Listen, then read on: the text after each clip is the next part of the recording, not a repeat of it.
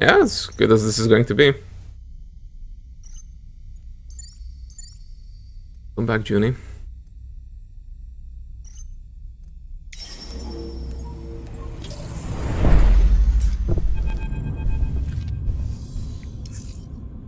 Too far sunward, sleeper. Seraphin turns back in his chair to look at you. I don't like it. It's hard not to agree. The coordinates Junie found have drawn you out of Hylian Gate and almost out of the belt completely, into the soft, rubble-strewn transition with the Hylian system, to the edge of Conway-controlled space. That's why the ship is likely to be untouched. Junie surveys the wreck coldly. It's too far sunward for belt traffic to run into, and now with Conway drones patrolling the edge of the belt, it seems less attractive as a salvage site. Lucky us? Junie eyes you, trying to detect if you're being sarcastic or not. I doubt anyone has been here in decades, so actually I would say we are lucky. Any drone signals? Nothing I can see, but I don't dare reach out too far. Seraphin flicks a few switches. We should assume they're out there. As you look out at the twisted wreck, you swear you see a red light blinking between the stars. You exchange a look with Seraphin. He has seen it too. Better get to it, sleeper. Seraphin begins unclipping from his seat, quickly and quietly. From what I understand, Conway drones run automatic until they detect something of interest. Junie unclips too. So, as long as we are quiet, we don't have to contend with any operator, just automated search sweeps. So, if we are detected, we'll be killed by a machine? Not a person? He shakes their head.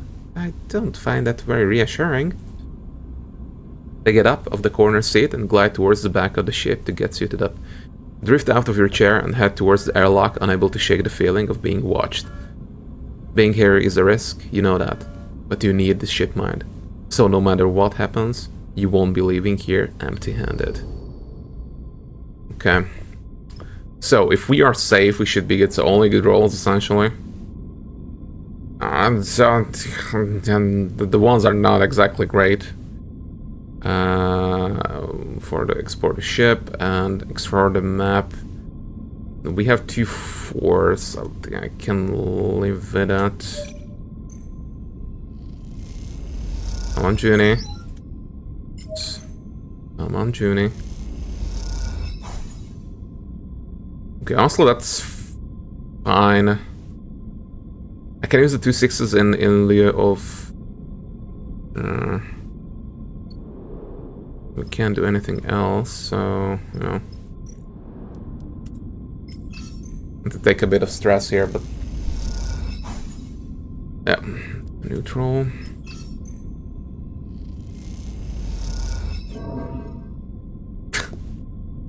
And the negative, because of course. It's fine. Relatively good on dice halt, so... unless I roll super terribly, it shouldn't be too big of a problem. Okay. Did get a 5 out there with Bless, so... I can get a 4 with her. If I push it, then I'll probably have to at this point. Okay, good. Let's push it. And I'll get a 5 out of that one. Nice. For the ship. That's good. 2-1. I'll take that. And I need a neutral or better. Let's use the 5.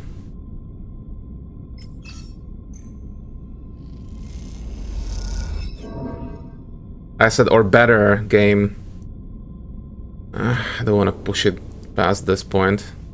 Which is like, I have 2 6s and I'm going to uncycle. It's just...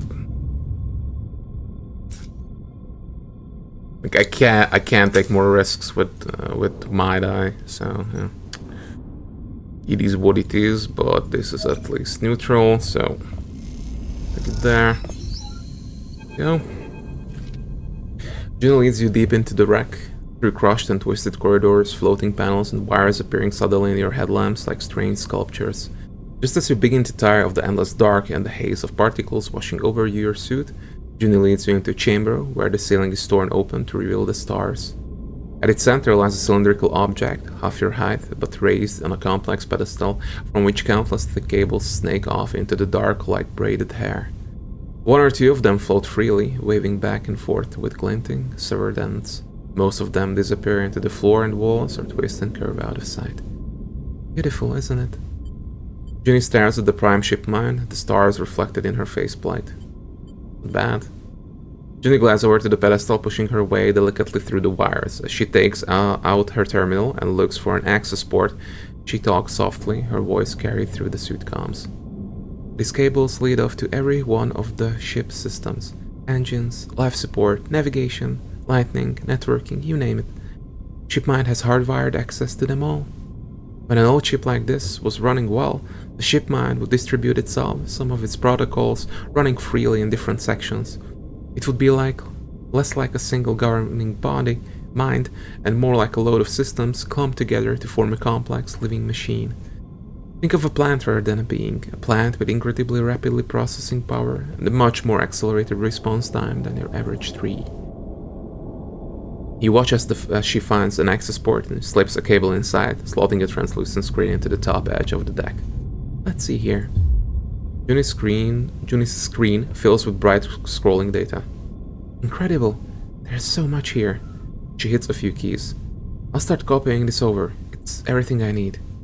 You watch as Juni starts rapidly tapping at her keyboard, her attention sucked into the data she is extracting.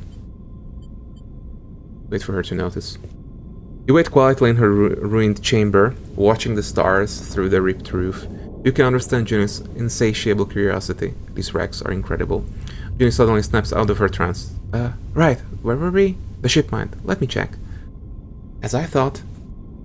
So, like I was saying, the protocols inside the Shipminds are distributed, so when the Shipmind is shut down unexpectedly, the protocols are rarely all contained in this unit. She places a hand gently on the cylinder. As is the case here, parts of it are trapped elsewhere in the ship system's nodes. Taps a few keys. Which is a problem. There's always a problem. Luckily, Juni turns back to smiling. You have me. If we rip this thing out now, with parts of its protocols elsewhere, it's probably going to destroy itself the moment we turn it on. It doesn't matter that we are going to wipe the whole thing anyway, but too late. The mind inside the Shipmind will be broken.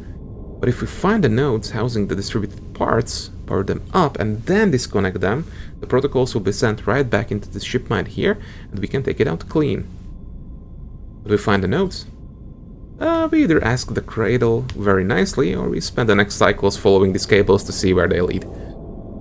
I've got an incoming signal. Serafim's voice suddenly cuts through our on comms, urgent and nervous. If you're lighting up the systems and networks down there, time to stop. You hear a click as Juni disconnects from the cradle, and the two of you exchange nervous looks, instinctively backing off from the Shipmind.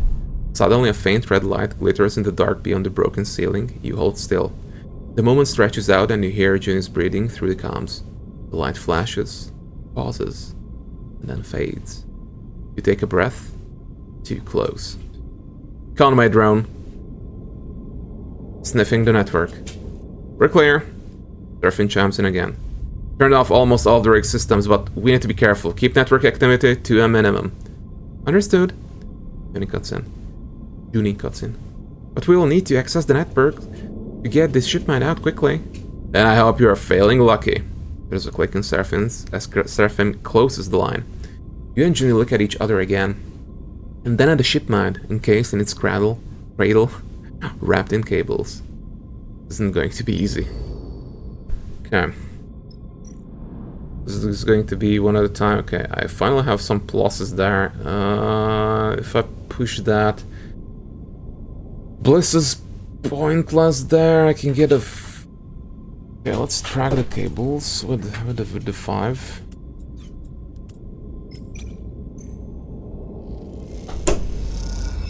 The 5 and the 6.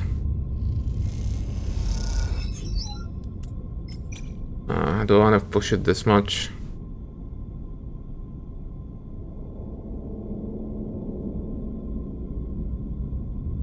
Let's see what we're going to get next round.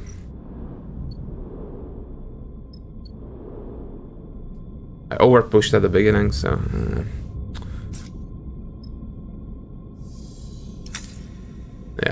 I think I'm going to lose that dice next round. No matter what. It's basically a 50-50 at this point.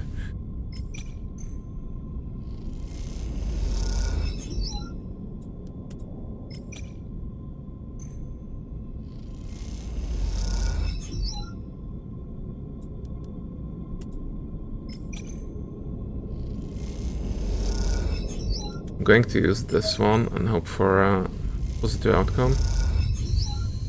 Nice. Starboard node. Okay. Can use Bliss as well, but I mean, let's cut the node. Once clean cut through the connecting cable, it's gonna the node goes dark. Okay, and use the disable node. This node needs to be disabled precisely and quickly to keep your incursion under wraps. And that would be a starboard disconnect. Go. And we have one more to go there.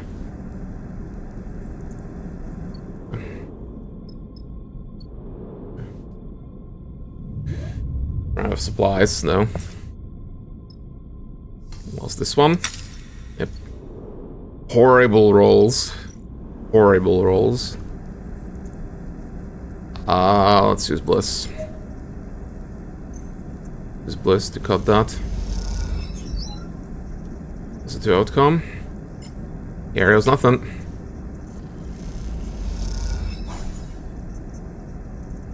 Okay.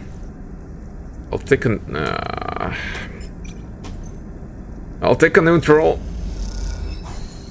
Nice. It's ready, Sleeper. June's voice comes quietly through your comms. You look over to her, floating beside the cradle, uplit by the pale screen of her deck. She gives you a reassuring nod. You turn to the prime Shipmind, now floating above its cradle, the final nodes disconnected and the locks released. You glide over and gently grab it, the worn metal casing gleaming in the dim light. As you do, you feel a strange sensation of something moving around inside, like a creature in a box. The weight shifting this way and that under the pressure of your grip. It suddenly dawns on you that Jean-Mi plans to put you inside this strange device to hold your mind there, while he investigates your body. The thought prompts a shiver. The drone's still sniffing around, Sleeper. Serafin's voice crackles on the comms. So if you have what you need, let's go. You feel June's hand fall on your shoulder. Come on, Sleeper. Don't overthink it. She pats you gently. There'll be plenty of time for that later. You look up and see a faint red light glittering in the dark beyond the broken ceiling. Time to leave. Yeah, contract complete. Okay. Yeah, pushed it way too far. Way too early. For no reason. Okay.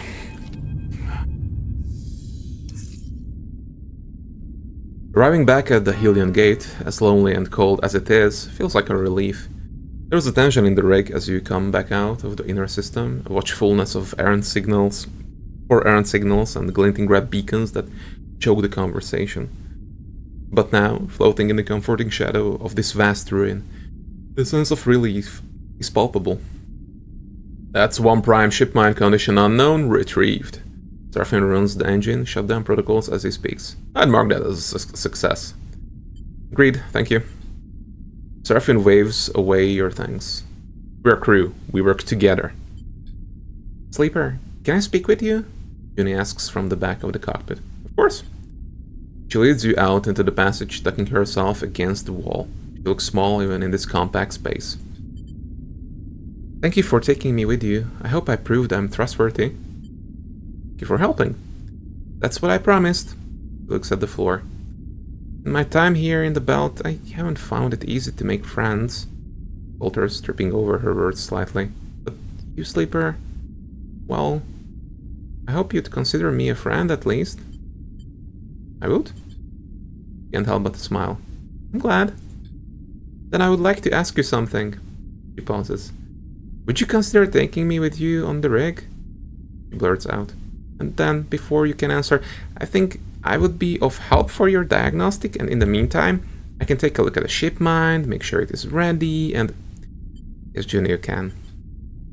She stops speechless. She looks down at her hand, and then back up at you. Okay.